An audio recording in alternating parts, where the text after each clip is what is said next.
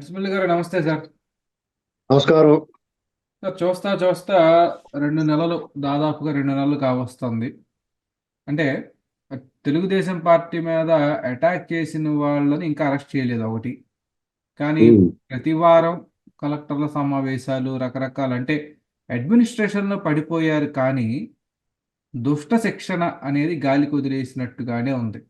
Red book అనేది ఒక ఉమ్, బ్రహ్మ పదార్థం కింద కూడా మారిపోయిందని ఉమ్.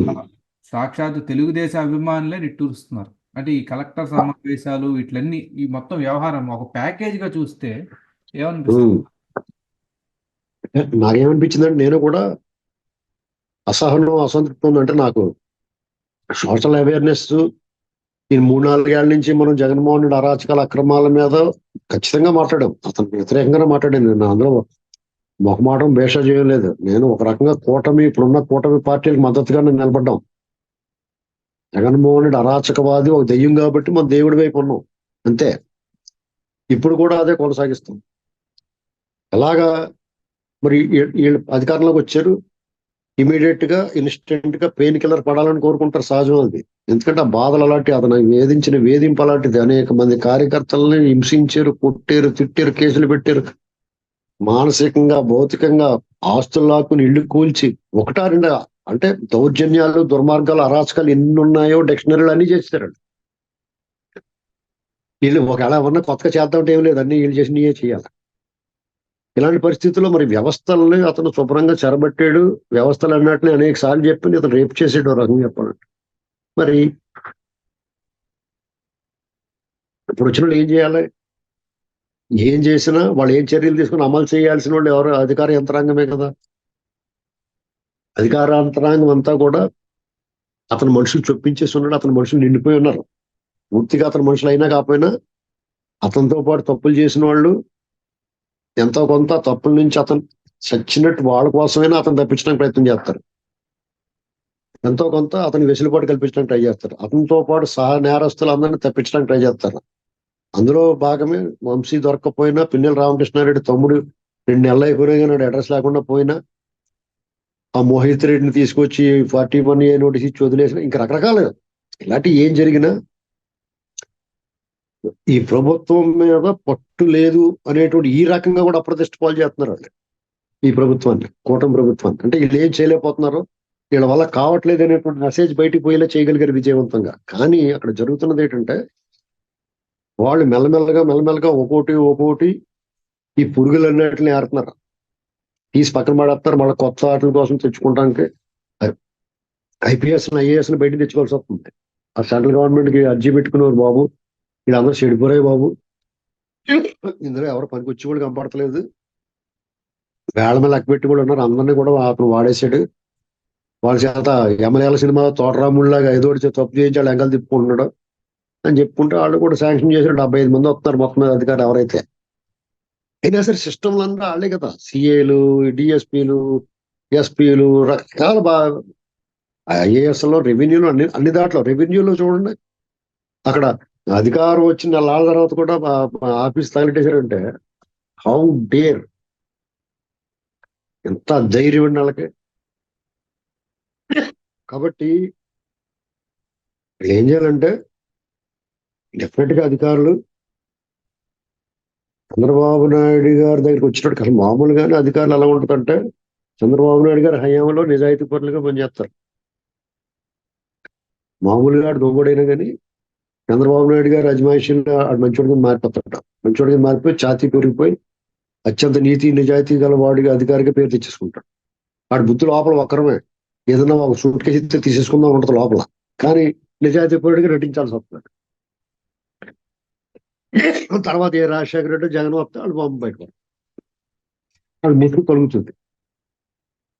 అదే జరిగింది 2004 తర్వాత, కానీ 2019 తర్వాత చాలా మంది నిజాయితీ పరుల కింద పేరు పడ్డ అధికారులు చాలా మంది. జవహర్ రెడ్డి చూడండి, ఎంతో పెద్ద పేరు తెచ్చుకున్నాడు. ఒకప్పుడు పేరు తెచ్చుకున్నాడంటే నిజంగా అలా ప్రవర్తించాడంటే లేదా, 2004 నుంచి అతను పాడైపోయాడు. రాజశేఖర రెడ్డి రాగానే తన ముసుగు తీసేసి కొలగజ్జి చూపించుకున్నాడు. కానీ చంద్రబాబు నాయుడు గారు 14లో వచ్చిన తర్వాత వీళ్ళు పక్కన దోసేయకుండా మర్యాదస్తుల్లాగా వాళ్ళకి అవకాశం ఇచ్చాడు. మారతారేమో, వాళ్ళు మారరు. వాళ్ళు ఎంత మారతారు. కాబట్టి ఈ కలెక్టర్ సమావేశంలో చెప్తారు మన పాలసీ ఇదండి, ఇంకా తవ్వాలి. అసలు వీళ్ళ అక్రమాలు 5 సంవత్సరాల్లోనూ ప్రతిరోజు 100కు తక్కువ కాకుండా తప్పులు చేశారు వీళ్ళు. జగన్మోహన్ రెడ్డి కానీ, మంత్రులు కానీ, ఎమ్మెల్యేలు కానీ, వాళ్ళు ద్వితీయ తృతీయ శ్రేణి నాయకులు కానీ, కార్యకర్తలు కానీ, వాలంటీర్లు కానీ చాలా అరాచకాలు, దుర్మార్గాలు, అవినీతి, డే లైట్ రాబరీ, దోపిడీ చేశారు. ఒక్కొక్కటి పుట్ట తవ్వి కొలిది కూడా బయటపడుతుంటాయి అక్రమం. ఇది అసలు వీళ్ళకి 2-3 ఏళ్ళు పడుతుంది ఇదంతా బయటకు వచ్చేటప్పుడు. ఈ లోపల ఏం చేస్తాడు అతను, అది అలా చేశారు, నన్ను ఇలా చేశారు, అరాచకం అని చెప్పి అబద్ధాలు ప్రచారం చేస్తూ మాట్లాడుతూ ఉంటాడు. చాలా మంది చెప్పేది ఏంటంటే, అతనికి అనుకూలంగా విష ప్రచారం చేసి వాళ్ళు నోళ్లు మూయించాలి, దాసుడి తప్పులు దండంతో సరి, ఇలాంటి వాడికి చెప్పిన మాట వినకపోతే ఓటింగ్ తప్పదు, ఇవ్వాలి, వాళ్ళ పని పట్టాలి, కేసులు పెట్టాలి, లేకపోతే ఎలా వీలైతే అలాగ అదుపు చేయాలని కోరుకుంటున్నారు మామూలుగానే. దానికి తోడు 2 నెలలు కూడా 50 రోజులు కూడా అవ్వకుండా వీడు ఇలా మాట్లాడుతున్నాడు ఇతను. ఈయన ఇలా వదిలేస్తే ఎలాగా అనేటువంటి బాధ ఉంది చాలా మందిలో. అవి కొంతమంది చెప్పట్లేదు, కొంతమంది చెప్తున్నారు, కొంతమంది బయటపడిపోతున్నారు. ఓ రకంగా టీడీపీ సోషల్ మీడియా చాలా యాక్టివ్గా ఉంటుంది. జగన్మోహన్ రెడ్డి అధికారంలో ఉన్నప్పుడు టీడీపీ మీద ప్రజాస్వామ్యానికి వ్యతిరేకంగా నిర్బంధం నిరంకుశం కొనసాగినప్పుడు కూడా టీడీపీ సోషల్ మీడియా వీర విజృంభణ చేసింది. జగన్మోహన్ రెడ్డి కింద గుంజేసి కింద లాగేసింది. ప్రతిరోజు వాళ్ళ తప్పులు ఎండగట్టేసింది. ప్రజలు చేరువయ్యి చేశారు. ఫీల్డ్ లో క్షేత్రస్థాయిలో కార్యకర్తలు ఎలాగైతే రక్తం చిందించారో సోషల్ మీడియా కూడా అలాగే కేసులు పెట్టారు, వాళ్ళు తీసుకెళ్ళి కొట్టారు, కొంతమంది చంపేశారు కూడా. అంటే చతురంగ బలాలు ఉంటారు యుద్ధంలో. గజ బలము, గజ హయాతి, అశ్విక దళాలు ఇవన్నీ ఉంటాయి కదా. అలాగా కాల్బలము, గజ బలము, అశ్విక దళం, ఇలాగా ఒక్కొక్కళ్ళు ఒక్కొక్క రకం. ఆర్చరీ, విలువిద్యలో నైపుణ్యం ఉన్నవాళ్ళు, ఈటిలు ఇసరగలిగిన వాళ్ళు, అలా ఎవడి దారిలో యుద్ధం చేశారు. జగన్ యుద్ధమే చేశారు. వాళ్ళందరూ కూడా యుద్ధం ముగిసిన అనంతరం, విజయం సాధించిన అనంతరం కొంతమంది క్షతగాతులు అటు ఇటు కూడా ఉంటారు, క్షతగాతులు అయి ఉంటారు, గాయపడిన వాళ్ళు, ట్రామా. వాళ్ళకి ఉపశమనం ఎప్పుడు లభిస్తుంది? యుద్ధంలో విజయం సాధించిన తర్వాత శాంతి ఏర్పడుతుంది యాక్చువల్ గా. అదే పరిస్థితిలో ఉంది. కానీ వాళ్ళ ప్రత్యర్థికి శిక్ష పడాలి అని కోరుకుంటారు. అది ఇక్కడ జరుగుతుంది. అయితే చంద్రబాబు గారు కూటమి జగన్మోహన్ రెడ్డిలకు అనాలోచితంగా, అక్రమంగా, రూల్ ఆఫ్ లా పాటించకుండా అవుట్ ఆఫ్ ది వే వెళ్ళలేరు. ఎందుకంటే ఆయన మోడస్ ఆపరండి డిఫరెంట్.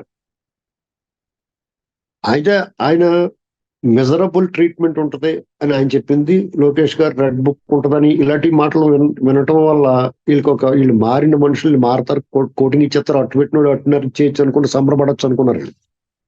కానీ అట్టు కట్టున్నారు కదా, 3 అట్లు పెడతారు గ్యారంటీగా. రెడ్ బుక్ ఇంకా ఓపెన్ అవ్వలేదు.